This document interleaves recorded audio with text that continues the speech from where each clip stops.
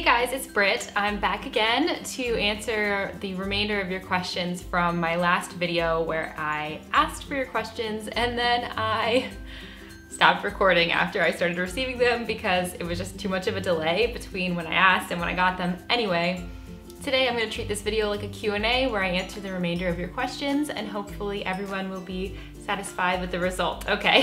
First one is from Man's Long Hair Journey on Instagram.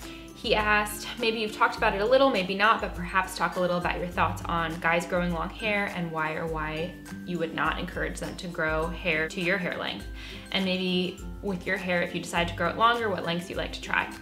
I don't have any intention of growing my own hair longer because I've found that tailbone length works super, super well for me. So I'm gonna continue maintaining it tailbone length. That's my length. I like it that way. As far as men growing long hair, I love it, fully support it, and wish more men would do it. I used to work in finance, in investment management, and there were absolutely no men with long hair anywhere in my building. It was a campus actually of several hundred people and there were no men with long hair. I don't understand why. I feel like there's a stigma that I don't know why it exists. I feel like it shouldn't exist. It doesn't really make sense to me, and I think there are so many ways that you can make long hair look presentable, as I try to do every day at my own job. If I'm going to a meeting or something important, I'll put my hair up so it's not a distraction, but it's not going to keep me from having long hair, you know what I mean? Oh, Rita asked for a makeup routine or favorite makeup products. Can definitely do that for you, although I will be honest, having had such a busy couple of months, I've been doing like the bare minimum of my makeup routine. Like every eyeshadow I use or have used since I moved here has been brown, brown, and brown because I don't feel like I even have the energy to get creative. But I can and will show you guys an everyday makeup routine. I think I've got mine down pat. I mean, I don't know, what do you think? I feel like this is pretty good, easy, everyday makeup routine, which I can definitely show you. Melika asked, how is the hair Subliminal working for me? I actually stopped mid-month through that hair Subliminal, and my whole like hair growth testing series is kind of on hold at the moment because I just don't have the time to do, especially with the Subliminals every night. Oh my gosh. I love that piece of music that, gosh, I forget her name now, but I'll put it somewhere around here. It was a piece of music from someone on YouTube, and it was Beauty K Love, that's who it was. And I love that piece of music from Beauty K Love, but I just don't have the time to listen to it every day, so I can't really speak to how well it worked. I just didn't do it for long enough. I have one question from Minimalish Girl, who also has a YouTube channel here. She does minimalism stuff, but she also is growing her hair out long, so I will link her channel in the description for those of you who want to check it out. She asked if it's better to chop off your dyed damaged hair and start from scratch, or is it better to salvage and work from what you have? I can only speak from my own personal experience. I prefer to salvage and chop off once my length is comfortably long versus chopping off all of my length and starting from a short cut. That's just because I really don't like having short hair personally. I would much rather have damaged hair and have to baby it and work with it and struggle with it than just have really short healthy hair. But that's just me. I think it's a personal preference. The Life of a Homemaker asked, do you ever get sick of your long hair? No, I never get sick of it. I guess it's just so normal and I'm used to having it, so it's almost like having any other part of my body, you know, like sometimes whatever, you trip over your feet but you don't get sick of them type of thing. So no, I don't get sick of it. I just am so used to having it there. I'm constantly preening it like throughout the day. I'm so used to just having my hair over to one side and finger combing out the ends just absently while I'm talking to someone or doing something, watching TV. So I'm constantly like maintaining it, taking little steps to make it more manageable. So that probably helps, but no, I'm so used to it, I really don't get sick of it at all. Oh, here's another really similar question. Lydia asked, do you ever get annoyed with having long hair, getting stuck in things in your face, sweaty neck, and do you have moments where you want to chop it off, or do you feel like it's a part of you that you cherish?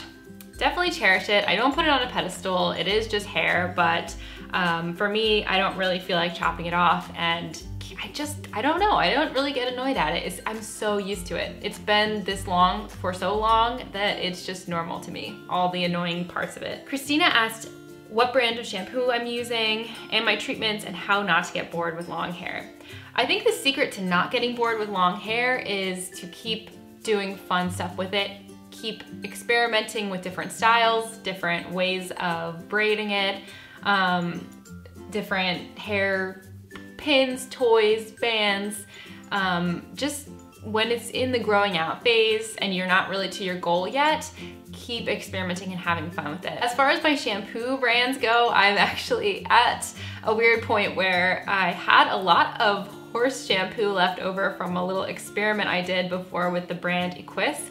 And so that was a really strong shampoo, too strong for me. And then I also have been buying cruelty-free shampoos, which all end up being too mild for me. So what I've decided to start doing is mixing in some of the horse shampoo to the cruelty-free shampoos, and that's been working really well for me. So right now I'm using a sort of Frankenstein shampoo that is half horse shampoo and half, I think it's Nature's Gate cruelty-free henna shampoo. So I hope to find one that's in the middle somewhere soon, but for right now it's helping me get rid of this product that otherwise I wouldn't use, and it's helping me also to buy more cruelty-free products, if not all cruelty-free. So that's where I'm at right now with shampoo, a little bit complicated. Kimberly O'Brien asked how to repair damaged hair and how to prevent split ends.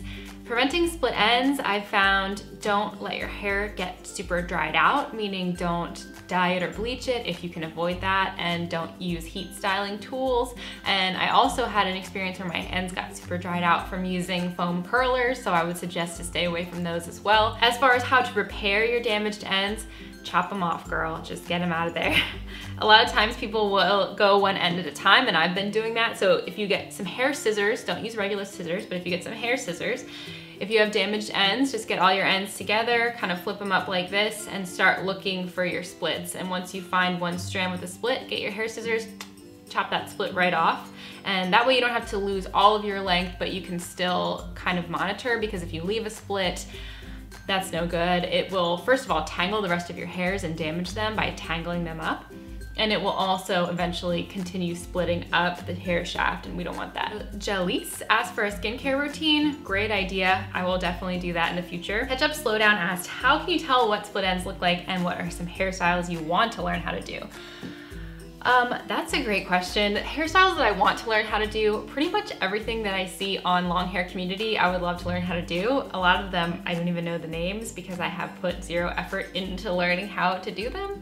I really need to take advantage. Like, now that I have hair that's long enough to do all these styles, I really don't spend enough time trying it out. So, yeah. There are so many that I would love to learn how to do. There's a lot of fancy buns out there. There's a lot of cool braids, like a 4 and 5 strand braid would be really cool. And these are things that I have not even begun to explore. As far as what a split end looks like, I will show you right now, girl, because after using those foam curlers, I have split ends. So let me see if I can find one for you. Okay guys, this is a split end. This is the only one I could find. Of course, I see them all the time when I'm brushing my hair, and now that I'm trying to find one, I can't find a single one. Probably also because I just did a vinegar rinse and used a lot of silicone conditioner yesterday. So actually the split ends, the ends that are split off, are sticking together right now pretty well, but you can see that there's like a mussed up appearance at the very end of the hair, the tip of the hair. The most extreme example of a split end would be your hair looks like this, and then once it gets to the tip, there's actually 2 little tiny pieces of hair that jut apart. That's what happens if you leave a split for a long time without cutting it. It'll split even more. So it'll look like one hair that then divides into 2 hairs at the very tip of the hair. Can you do a video about how to wash off hair oil properly? When I try to wash out the oil, I either overwash it and make my hair super dry, or underwash it and make my hair oily. You really just gotta experiment with it depending on the oil. It could be that this oil is too heavy for your hair and it's just not the right one. So I would suggest going a little bit lighter. If you're using a coconut oil, for instance, try using an olive oil, or even try using a jojoba oil or a sunflower oil, or even like a sesame oil. See which type of oil suits you, and when you're washing the oil off your hair, I've learned from my friends on YouTube that you can put conditioner over it first. So you'll put the oil on, leave it in, and then when you go to wash it out, cover everything in conditioner, and then wash the conditioner out and wash it with shampoo, maybe a little bit of shampoo, and that kind of helps to work the oil off without making your hair super dry afterwards. This is a really good question. It's a question about protective styles. She asks about how I protect my hair while I'm painting, while I'm moving, and I will say that my go-to style before the move was a braid, like one single braid down my back, or even 2 pigtail braids, Dutch braids on the side of my head, and that is no longer the case as far as my protective styles go, because when you're painting, you can't have anything hanging off of you just freely. And even when I'm like up on the ladder of my house or I'm mowing the lawn, I can't have these just braids hanging around, especially as long as they get when you have hair this long.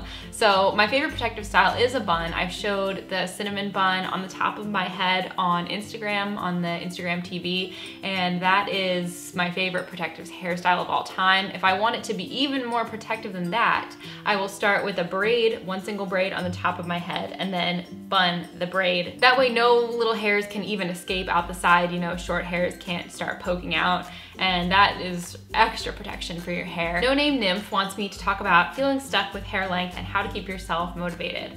I definitely can understand, especially when you're not at your goal length, you're working towards your goal length, it's easy to feel stuck and unmotivated. I've already suggested in this video to try a bunch of different styles, keep it fun, keep it fresh and exciting, but another great way to stay motivated is to find people with your hair type who have already reached your hair goal. The way I did this was joining the long hair community forum online. I don't think I would have made it to this length if I didn't have that group of people. They're really great for inspiration, and I took advantage of that a lot when I was growing my hair out. I remember my mom coming into my room when I was first starting my hair journey, and she'd be like, "Do you want your hair to be that long? That's so weird." Like, I'd be looking at people's progress pictures on long hair community, and their hair would be like where mine is now actually, or even longer.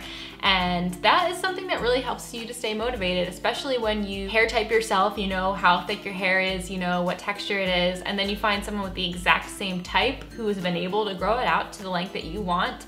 That's really motivating, and you can actually see how it would look, and it's really like gorgeous. A lot of these girls that post on there are absolutely stunning. Their hair is stunning, and they're just really cool people in general who can help motivate you as well. So that was all the questions I got from you guys on Instagram. Thank you so much for asking them. I hope late answer is better than no answer at all. If you have any more questions, feel free to leave them in the comments below and I'll address them at some point.